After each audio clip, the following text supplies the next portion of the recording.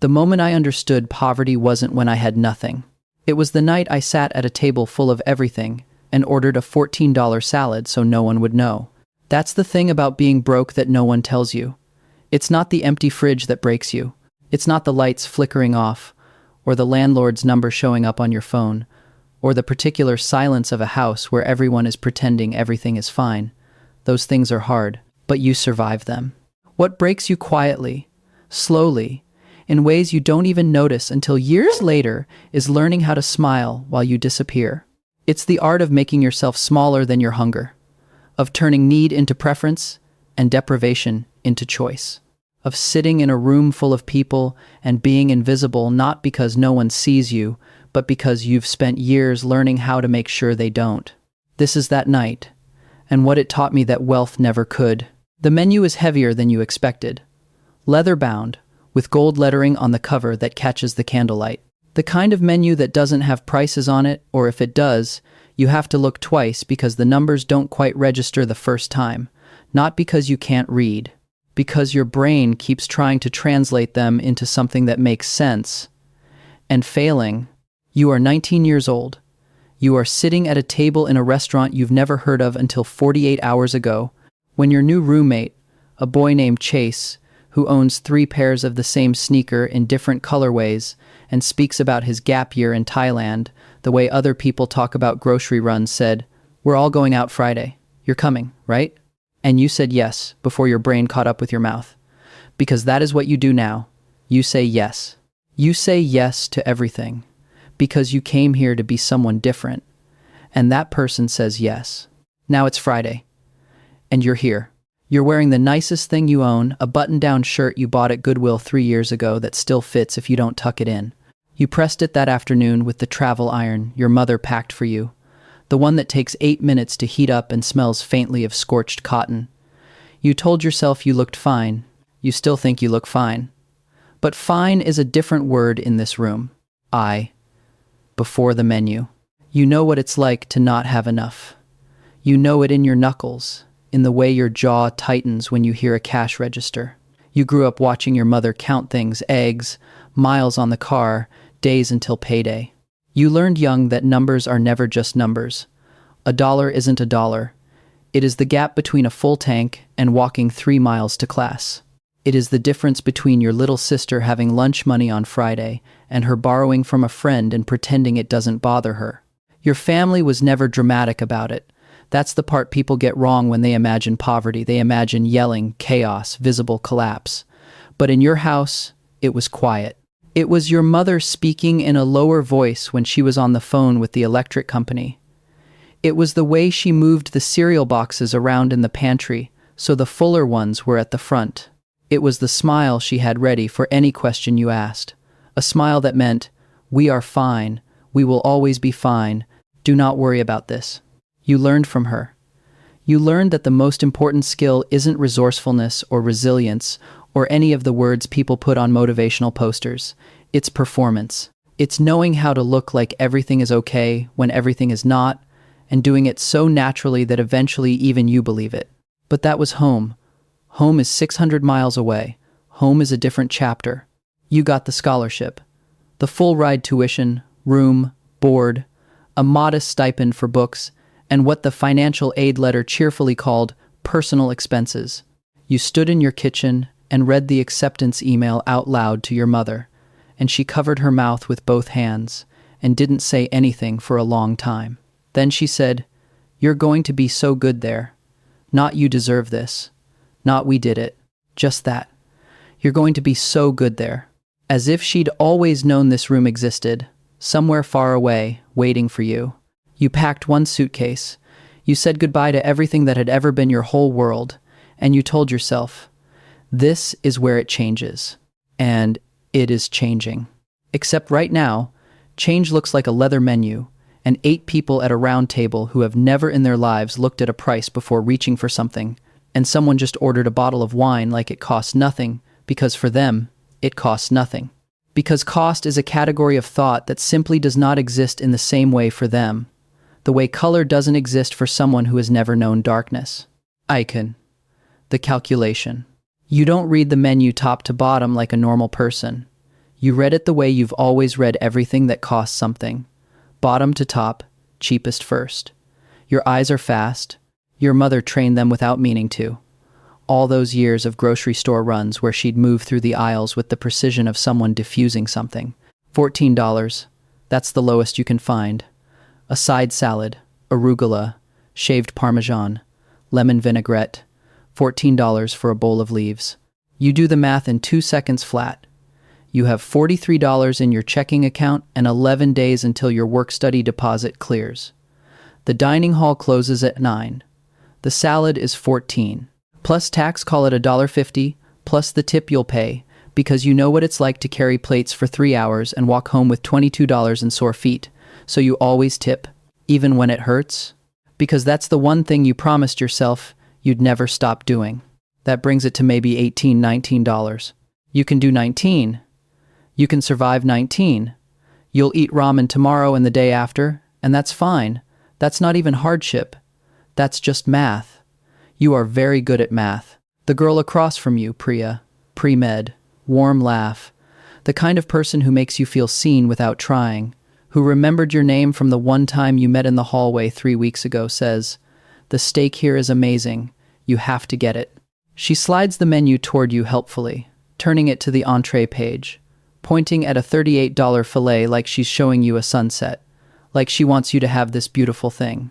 And the worst part is, she means it. She's not showing off.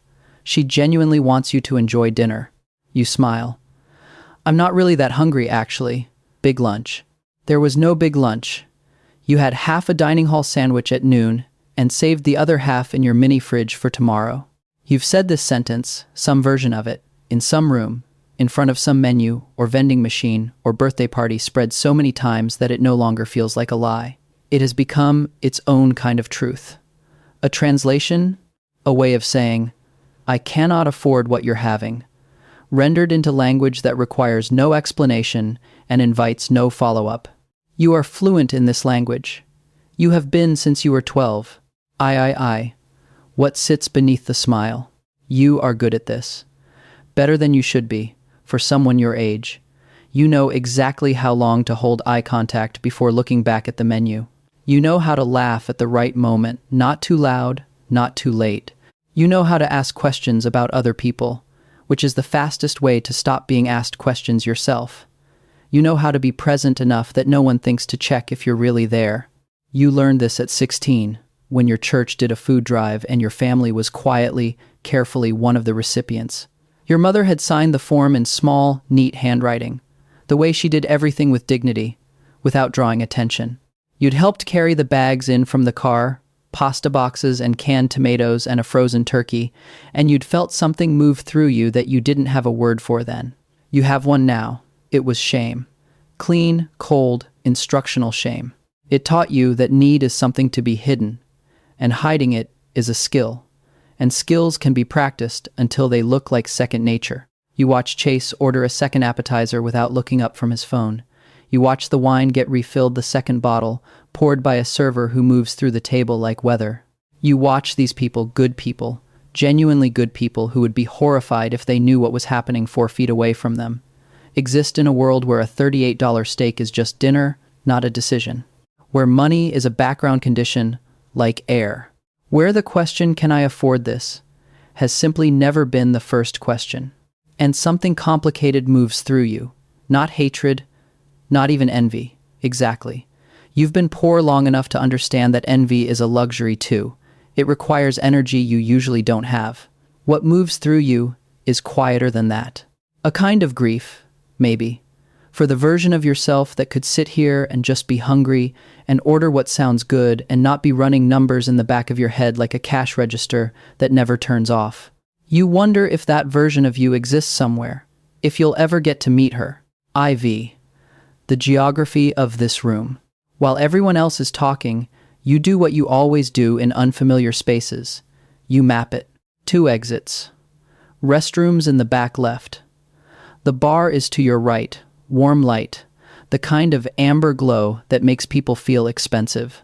The server is young, maybe 25, wearing dress shoes that are slightly too big, you can tell by the way he walks, the small, careful shuffle at the heel.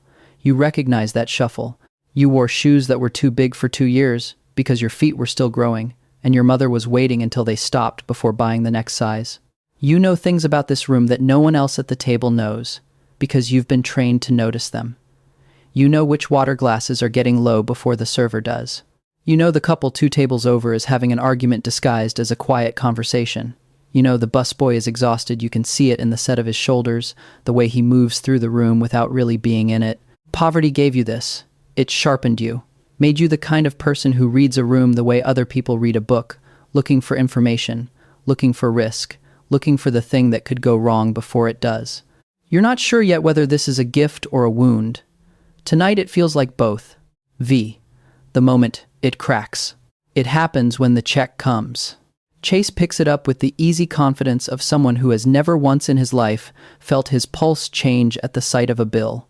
He glances at it 2 seconds, maybe 3, and sets it back down in the middle of the table. Could we just split it evenly? Easier that way. There are 8 of you. The bill is somewhere north of $300. You know this before he says it, because you've been tracking the table's orders, the way a pilot monitors instruments constantly, quietly, without drawing attention. You know what everyone ordered. You know approximately what this costs. You've been doing the arithmetic since the second bottle of wine arrived. Split evenly. $37, $38 each before tip. Call it $45 with a reasonable tip. $45. You ordered a $14 salad and a water with lemon because lemon is free. You have $43 in your account. There is nothing else coming until the 15th. The table murmurs agreement. It's frictionless, like water finding level. Phones come out. Venmo, Apple Pay, a couple of cards. The whole transaction takes 90 seconds for everyone else. 90 seconds of casual generosity, of uncomplicated ease, of a problem that isn't really a problem. You sit very still. The kind of still you've practiced since you were a child, when stillness was the thing that kept adults from asking questions you didn't know how to answer. You've gotten very good at it. You can be completely motionless on the inside while your face does whatever the room needs it to do. And then Priya, who recommended the steak, Priya, who has laughed at everything you've said tonight with the particular generosity of someone who actually finds you funny, Priya, who is going to be a doctor someday, and you can already tell she'll be a good one, looks at you across the table. Not at your shirt, not at your phone, which is 2 generations old and has a cracked screen you covered with a piece of clear packing tape. Not at what you ordered, though she might have noticed. She looks at you. The actual you. The one underneath all the performance. Hey, she says, quiet. Just for you. I've got you. Just that. 3 words. You don't cry. You stopped letting yourself cry in front of people somewhere around age 14, trained it out of yourself the way you'd train a habit, because tears invited questions, and questions invited pity, and pity was the one thing you could not bear. But something inside you, some locked and careful and very tired thing, exhales, as if it has been holding its breath for a long time, and has only just now remembered that it doesn't have to. You nod. You say thank you in a voice that is smaller than your normal voice. And then the moment passes, and the table moves on, and no one else notices a thing. VI. What October teaches. You walk back to campus in the dark. The city is doing what cities do at 10 on a Friday, full of itself, loud in patches, indifferent in the spaces between. Priya walks beside you, her coat pulled close, neither of you talking for the first block. You've spent so much of tonight performing that the silence feels like removing shoes at the end of a long day. Your feet are tired. Your face is tired. The particular muscle you use to look fine is tired. You okay? Priya asks. Not accusing, just asking. Yeah, you say. And then, because something about the night air makes honesty feel less dangerous. It's been a weird few weeks. She nods. She doesn't push. She understands, you realize, that some things are better approached from the side. You walk the rest of the way mostly in silence, and it is the best silence you have felt in months. 7. After. Later, years later, when you have money of your own, not a lot, but enough. Enough, meaning you no longer know your checking account balance to the dollar, you will understand what that night actually was. It wasn't the night you were almost caught. It wasn't the night you survived something. It was the night something in you finally got tired of hiding and took one small, terrified step toward being seen. Priya never brought it up again. You never told her what it meant. Some things don't need to be said to be true, and some debts aren't meant to be repaid, only carried forward. You think about your mother often, about the way she moved through scarcity with a quietness that looked like grace but was probably just exhaustion wearing grace's clothes.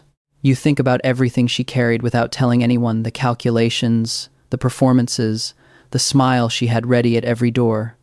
You wonder if anyone ever looked at her the way Priya looked at you. You hope so. You have spent a lot of years hoping so. You decide, somewhere on that October sidewalk, to be the kind of person who notices, who looks at the person next to them, actually looks, past the pressed shirt and the rehearsed smile and the careful deflection, and says 3 words without making a production of it. Who gives people the exit they need without asking them to explain why they need it? The scholarship brought you here. The grades will take you further. But that moment, that small, unheroic, completely unremarkable moment, is the one you will return to when you need to remember what you're actually doing all of this for. Not for the money, though the money matters. Not for the title, or the address, or the ability to order the steak without doing math. For the version of yourself that someday walks into a room and doesn't have to perform. That sits at a table and is simply, quietly, fully there. You're not there yet. You're still counting, still calculating, still feeling the old instinct to disappear when the check comes. The habits of scarcity don't vanish when the circumstances change. They live in the body, in the timing of your decisions, in the slight pause before you spend money on something that isn't strictly necessary. You know this. You've made peace with knowing it. But tonight, on this cold October sidewalk, you are walking beside someone who saw you and didn't look away. You don't forget where you came from. You stop being ashamed of it. And that not the scholarship, not the diploma that will come 4 years from now, not any of the things the world will use to measure your success, is the longer journey, the harder one, the one no one gives you a letter of acceptance for. You're still walking it, but you're walking it.